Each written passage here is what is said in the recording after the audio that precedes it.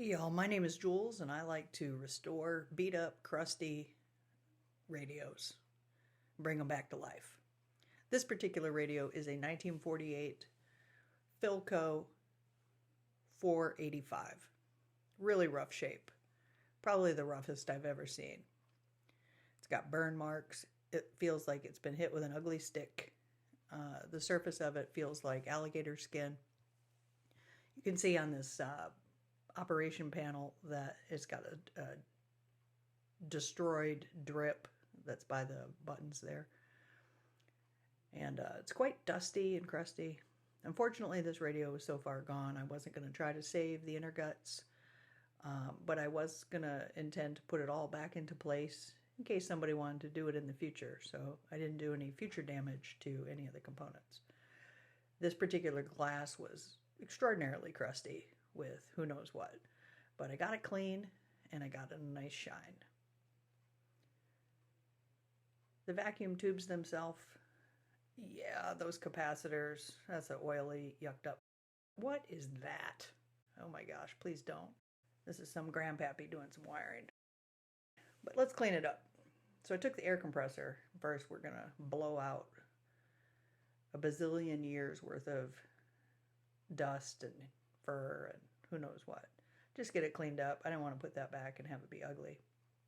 Replace the bulb on it so it operates via remote.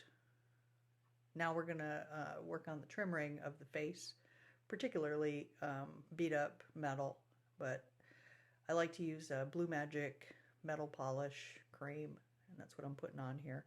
I work really fast with this stuff. Take my 12-volt Milwaukee rotary tool, go around all the edges, get it all cleaned up, and then I'm going to buff shine it. I was really pleased with how that turned out. I didn't even know that this thing would shine considering the condition it was in, but you know, if you take the time to do it, it can be done. Yeah, that looks better.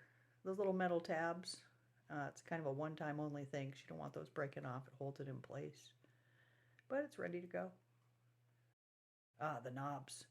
Original knobs were missing one of the brass pieces, so that wasn't going to work. I got these guys off eBay, but they were also corroded, so I'm going to give them a little bit of the Blue Magic touch. More rotary tool. Get all those edges. Get it cleaned up, shined up. Oh, that's much better. This is the original speaker. That's the original speaker board. Ooh, this thing was just, well, it was trash. So I'm going to cut a new one. Got new fabric for it. Going to make it nice again. Looking good. This is my sandpaper collection. I'm getting ready to strip sand. Did it entirely with elbow grease. And we're going to lose this yellow stripe that these old Philcos were known for. But going to go through with my 20-year-old DeWalt palm sander, 5-inch, and take off a majority. That little black spot there, that is a burn on the surface. And I removed it probably 99.9%, but got a little bit of memories left to it. Nice clean mahogany after I got done. Got these little rubber sanding blocks from Amazon. These are really great for getting in those cracks and crevices. So here I'm going to go to town on these edges. But a lot of hand sanding, a lot of detail sanding, a lot of sandpaper. Yeah, the faces on this is about a 1/32 of an inch thick, so you got to be really careful in sanding to not go through the veneer. And that can be challenging because you want to make the surface perfect, but also you don't want to ruin the wood of the radio and go through the finish. So it's a very delicate touch. Got this all cleaned up. And once I got the radio all stripped, it looked a whole lot better. Gonna start applying the stain. This is Varathane Red Oak first coat.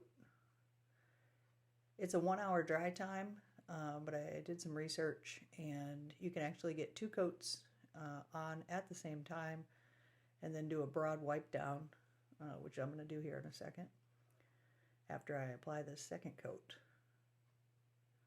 But this radio turned out really nice. So I got all the work done ahead of time. And once this cabinet is dry and gloss, ready to install the parts and make her beautiful again.